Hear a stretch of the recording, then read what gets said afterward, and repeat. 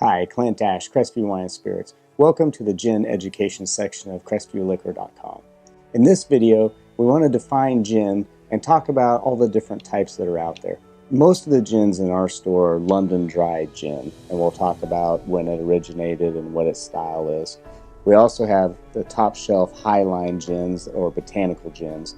These are usually a blend of botanicals such as herbs and roots and citrus peels and nuts.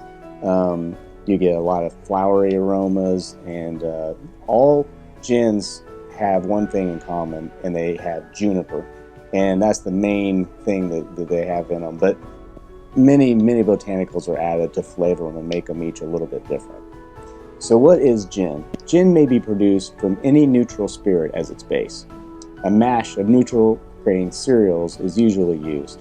But you could make gin from potatoes, sugarcane, sugar beets, or any other agricultural product. Once you have a fermented mash, it goes in a very special still that has a tray or a rack with a perforation over it. This is filled with juniper beets and any other kind of botanicals in the distiller's formula. As the gin is distilled, it takes on all those aromatic oils of the botanicals and the juniper and finally becomes what we know as gin. Now, let's talk about a few different styles of gin. The first style I want to talk about is London dry gin. London dry gin originated in the 19th century in London, England, although today there's really no geographical restrictions. A lot of countries produce gin that is in the London dry gin style. The EU does place a few restrictions on its production. It must have less than 1/10 of a gram of sugar per liter. It must derive all of its flavoring and aroma from the distillation process. There can't be any flavors or additives besides water post-distillation. London dry gin is usually very light and crisp and clean in style with a lot of juniper and berry flavoring.